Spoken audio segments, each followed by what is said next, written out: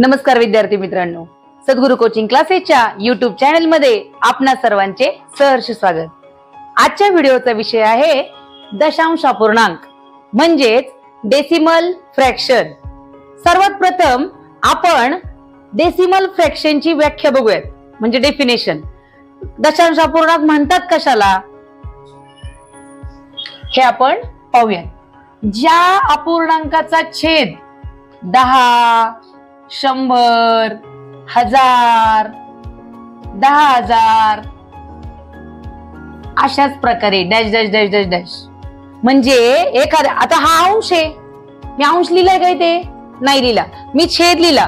ज्या अपूर्णांकाचा छेद 10च्या पटीत, म्हणजे 10च्या पटीत म्हणजे कसे 10, 20, 30, 40, 50 नाही, 10, 100, 1000 म्हणजे एक एक शून्य वाढवतो आपण, एक एक शून्य वाढवतो असा असतो।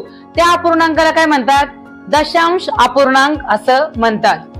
म्हणा माझ्या मागे, ज्या अपूर्णांकाच्या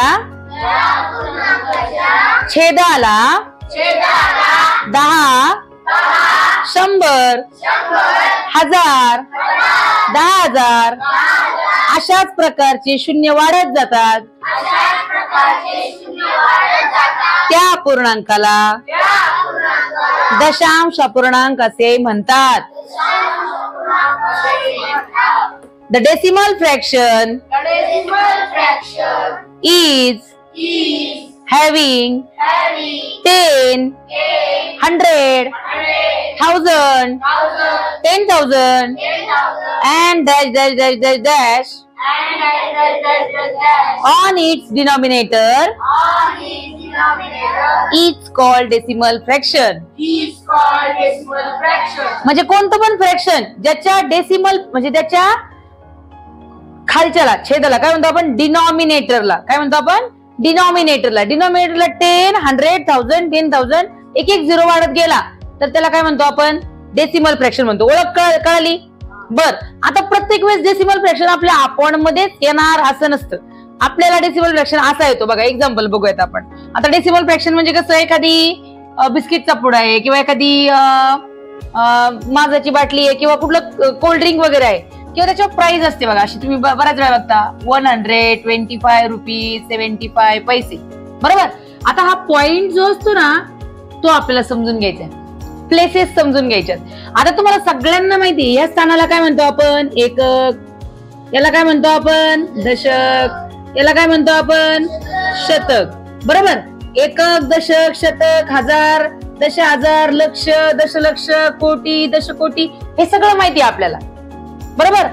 सगळं माहिती आहे मराठीत पण, आता इंग्लिश मध्ये पण बघा, युनिट, टेन्स, 100, 1000, 10,000, लॅक, 10 लाख, करोड, 10 करोड माहितीये। पण आता आपल्याला ह्या पॉइंट जो आहे यालाच आपण दशांश अपूर्णांक म्हणतो मराठीत, पण आपण काय करतो? म्हणायला सोपं वाटावं म्हणून आपण त्याला पॉइंट म्हणतो। काय म्हणतो आपण त्याला? पॉइंट म्हणतो। त्याला म्हणताना म्हणजे मराठीत तर म्हणताना दशांश अपूर्णांक हेच त्याचं म्हणजे खरं ना, हे म्हणजे आपण त्याला म्हणताना म्हणलं पाहिजे ऍक्च्युअल प्रोसेस, पण आपण काय करतो? असं वाचतो 125 रुपये 75 पैसे। आता रुपयात जर वाचायचं तर असं वाचणार, पण जर आपण पॉइंट मध्ये वाचतो कसं वाचणार?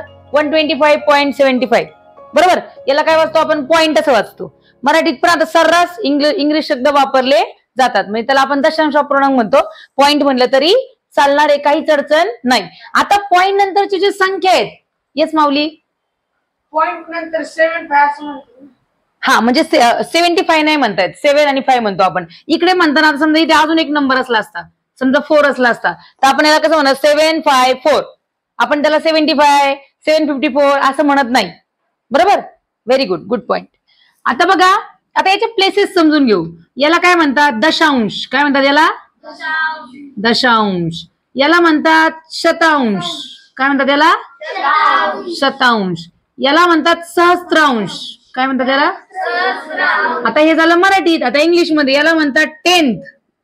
सोपं आहे बघा, इंग्लिश मध्ये TH लावायचं फक्त, टेन्थ। याला म्हणतात 100 आणि याला म्हणतात 1000। 1000चं स्पेलिंग लिहायचं आणि त्याला TH लावायचं। समजलं सगळ्यांना? इथं पण 10चं स्पेलिंग लिहायचं, TH लावायचं, 100चं स्पेलिंग लिहायचं, TH लावायचं, 1000चं स्पेलिंग लिहायचं, TH लावायचं। समजलं इथपर्यंत सगळ्यांना? सगळ्यांना व्याख्या कळाली? बर, डेसिमल फ्रॅक्शनचे प्लेसेस कळाले. बर, आता काय असतं माहिती का, डेसिमल फ्रॅक्शन तुमच्या आयुष्यात वारंवार वारंवार वारंवार येणारा विषय. आता तुम्ही म्हणता मॅडम असं कसं काय येणार वारंवार? आता काय 5वीची मुलं म्हणणार आम्हाला एकदा झाला की झाला, 6वीची म्हणणार आमच्या मॅथ्स मध्ये झाला की झाला. आता बघा, मॅथ्स पुरता सीमित राहत नाही, हा येतो तुमच्या फिजिक्स मध्ये. जेव्हा तुम्ही मोठे व्हाल, 9वीला जाल, 10वीला जाल, 11वीला जाल, 12वीला जाल, तेव्हा हे छोटे छोटे घातांकाचे नियम म्हणा, हे डेसिमल फ्रॅक्शन म्हणा, तुमच्या माग विज्ञानमध्ये पण येणार आहे, सायन्समध्ये पण येणार आहे. कारण न्यूमरिकल्स असतात, गणित असतात तिथं सायन्समध्ये. आता 7वीच्या मुलांना थोडा थोडा अनुभव आहे. या वर्षी आपण जेव्हा मोशन आणि ते वर्क एनर्जी आणि मोशनचा लेसन शिकलो, त्यात पण थोडे थोडे न्यूमरिकल्स आहेत.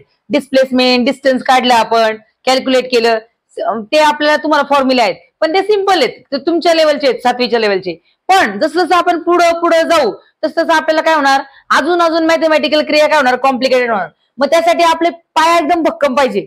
पाया भक्कम असला की इमारत कशी उभी राहती, पक्की होती की नाही इमारत. आणि पायाच कच्चा असेल तर काय होतं, इमारत काय होणार, कधी ढासळल सांगता येणार नाही. सगळ्यात महत्वाचा पाया असतो, बेसिक्स. सगळे बेसिक आपल्याला निघालं पाहिजे. प्रत्येक वर्षी नवीन काय शिकलो त्यासाठी आपली एक वही पाहिजे आपल्याकडे. आपण ह्या वर्षी मी काय शिकलो किंवा मी काय शिकतोय, रोज दररोज तुम्ही एखादा स्विचर जरी बघितला, म्हणजे कुठं वाचला, शाळेत वाचला, रस्त्याने त्यांना दिसला, कुठं तुम्हाला दिसला लिहिलं, तुम्हाला लाईन आवडली तर ती तुम्ही त्याच्यात नोट डाऊन केली पाहिजे. अशी एक वही तुमच्याकडे पाहिजे की आपण नवीन काय शिकलो बाबा, मग त्या वहीमध्ये भरलं पाहिजे. आणि वारंवार त्या वहीची पानं चाळली गेली पाहिजे. म्हणजे आपण चाळायची म्हणजे चाळणी घेऊन चाळायची नाही, वाचायची ती पानं वारंवार. अलग लक्षात, म्हणजे आपण कुठली नवीन गोष्ट शिकलो असेल तर ती आत्मसात करायला खूप चांगलं पडतं, बरं पडतं. लक्षात. बरं, आता परत येऊया विषयाकडे आपल्या. आता विषय आहे दशांश अपूर्णांक. बर, आता याच्यामध्ये प्रश्न कसा येतो, आता इयत्ता 5वी आणि 6वीच्या विद्यार्थी जे आहेत त्यांना प्रश्न असतो, बेरीज करा, वजाबाकी करा, गुणाकार करा आणि भागाकार करा, असे प्रश्न असतात. सोपे प्रश्न आहेत एकदम.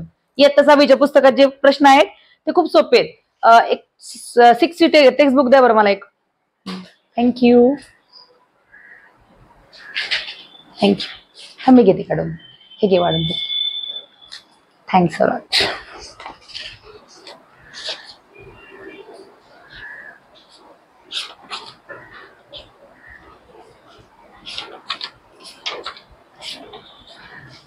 पार्ट 1 मध्ये आय थिंक 2 दिलाय मला. आहे का कोणाकडे पार्ट 1? आहे का? दे. ही 2 आहे ना, पार्ट 2 आहे ना, याच्यामध्ये नाहीये. ठीक आहे, थँक्यू. एससीएफ आणि एलसीएम आहे बाळा पार्ट 2 मध्ये. आपण बराच दिवस झालं शिकून, तुमच्याही लक्षात नाही ना. आता रिव्हिजन करतोय, परीक्षा आहे 6 महिने तोंडावर.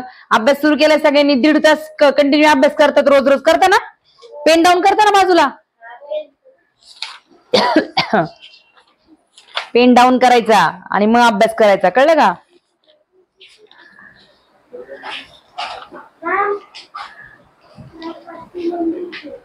Okay, thank you. हे घ्या, हे टेक्स्ट बुक ठेवा. बर, आता बघा, सगळ्यात पहिला प्रश्न आलाय तुम्हाला. हा, मगाशी मी प्लेसेस खोडून टाकले नाही का, तुम्हाला सांगायचं राहिलं माझं. थांबा, सांगते मी. समजा दुसरा नंबर घेते. हा, आता बघा, ही जी संख्या आहे याची जी ही व्हॅल्यू आहे याची, आता तुम्हाला माहिती इथे जर आपण असल युनिट आहे तर मल्टिप्लाय बाय 1 असतं. ही व्हॅल्यू 10 ची आहे तर मल्टिप्लाय बाय 10 असतं. ही व्हॅल्यू 100 ची आहे तर मल्टिप्लाय बाय 100 असतं. तसंच इकडे जर गेलो आपण तर इथं काय असतं, याची व्हॅल्यू असते 1/10 गुणिले 1/10, याची व्हॅल्यू असते गुणिले 1/100 आणि याची व्हॅल्यू असते गुणिले 1/1000. बरोबर. आता जर आपल्याला याच्या सगळ्यांच्या व्हॅल्यू लाईन लावल्या तर आपण एक असा भला मोठा चार्ट करतो. प्लेसचं नेम लिहितो,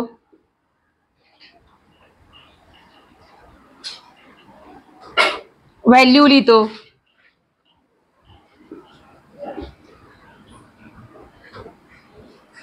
प्लेस नेम, नंबर आणि खाली व्हॅल्यूज आहेत. नंबर आणि खाली डिजिट, प्लेस डिजिट आणि प्लेस व्हॅल्यू, डिजिट आणि प्लेस व्हॅल्यू. बरं, हा नंबर आपल्याला लिहायचा आहे. 1 2 3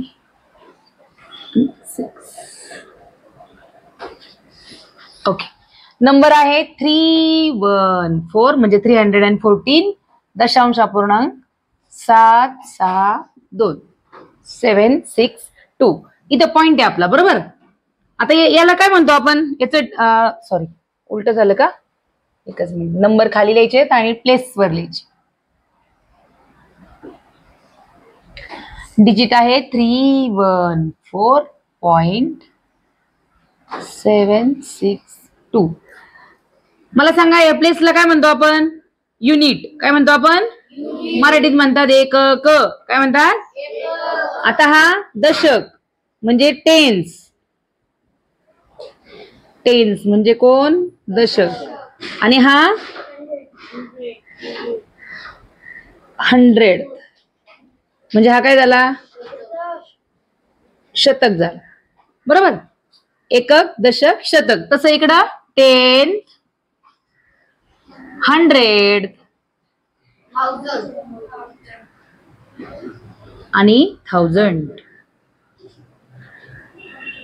मराठीत काय म्हणतात त्याला, दशांश, शतांश आणि याला म्हणतात सहस्त्रांश. हे बघा, दोन्ही भाषा आपल्याला आल्या पाहिजेत, इंटरनॅशनल पण आणि आपली बोली भाषा पण आपल्याला आली पाहिजे. बरं चला, आता याची व्हॅल्यू काढूयात आपण. 3 तुम्हाला मग अशी काय सांगितलं मी, हा 100 प्लेसला याला किती मल्टिप्लाय करणार आपण, 100 म्हणजे याची व्हॅल्यू किती आली, 300. हा टेन्सला आहे म्हणजे याला किती मल्टिप्लाय करणार आपण, 10 याची व्हॅल्यू किती आली, 10. हा युनिट प्लेसला आहे म्हणजे याला आपण किती मल्टिप्लाय करणार, 1 मल्टिप्लाय करणार. 4 1 जा 4. आता हा काय आला, 10th प्लेसला आला म्हणजे दशांश. मग आपण काय करणार, नंबर लिहिणार आणि 1/10 करणार. आता हे तुम्हाला कळलं पाहिजे, 1/10 जेव्हा संख्येच्या खाली एकच शून्य येतो, एकावर किती शून्य आला, 1, तेव्हा आपण काय करतो, उजवीकडून, हा उजवा हात आहे माझा, उजवीकडून एक संख्या सोडून देतो. बघा 7 1 7 झाले, 7/10 आलं. आता एकच संख्या येतं, मग ही संख्या सोडून द्यायची आणि पॉईंट द्यायचा म्हणजे आन्सर काय आलं, 0.7. किती आलं, हे बघा एकच शून्य आहे की नाही, मग एक संख्या, इथं संख्या पण एकच होती योगायोगाने. मग आपण काय केलं, ही संख्या सोडून दिली आणि मध्ये पॉईंट दिला. इकडे काहीच शिल्लक नाही राहिलं म्हणून आपण काय केला, 0 टाकला. कळालं इथपर्यंत. इथे जास्त जास्त कळलं बघा, इथं 6 आणि ह्याची प्लेस व्हॅल्यू आहे 1/100. किती आहे, 1/6 1 जा 6 आणि 100 तसेच. आता बघा एकावर किती शून्य आहे, 2. आता काय करणार मी, उजवी बाजू राईट हँड साइडनी 2 नंबर सोडणार. पण इथं काय झालाय, इथं एकच नंबर आहे. मग मी काय करणार, पहिले एक नंबर लिहून घेणार, मग दुसरा पाहिजे मला, नियम तर सांगतोय मला दुसरा नंबर पाहिजे, मग मी काय करणार, 0 घेणार. काय घेणार, 0. मग पॉईंट देणार आणि मग परत 0 लिहिणार, कारण इथं पण काहीच नाही शिल्लक राहिले ना. 6/100 होते, लक्षात ठेवा. एकावर 2 शून्य आले की उजव्या हाताकडून 2 संख्या सोडून द्यायच्या. बर संख्येत नसतील तेवढ्या, 2 किंवा 3 संख्या नसतील तर काय ऍड करायचं, 0 ऍड करायचं. काय ऍड करायचं, 0. म्हणजे इथे बघा आता हा नंबर काय झाला, 6/100 म्हणजे 0.06. आता बघा लास्ट नंबर आहे, आता याला काय करायचं, 1/1000 नी मल्टिप्लाय करायचं आपल्याला, बरोबर. म्हणजे थोडक्यात आपण 2 1 जा 2 आणि 2 ला 1000 नी डिवाइड करणार आहे. 2 ला 1000 नी डिवाइड केल्यावर काहीच करायचं नाही, 1000चा पाडा करायची गरज नाही, काहीच नाही. काय बघायचंय, एकावर किती शून्य आले, 3. किती आले, 3 शून्य आले. मोजायचे 1 2 3. इकडून 3 संख्या सोडून द्यायचे. बरं 2 लिहिली पण पुढे संख्या नाही, मग काय करतो आपण, 0.0 म्हणजे आन्सर काय आलं, 0.002. समजलं इथपर्यंत सगळ्यांना. सगळ्यांना प्लेस व्हॅल्यू आणि म्हणजे डिजिट आणि प्लेस व्हॅल्यू कसे काढायचे, प्लेसचे नाव इथपर्यंत क्लिअर आहे. पुढच्या पार्ट मध्ये आपण पुढचा टॉपिक बघूयात, म्हणजे त्याच्यामध्ये आपण ऍडिशन आणि सबट्रॅक्शन हे 2 टॉपिक आपण कव्हर करूयात. थँक्यू.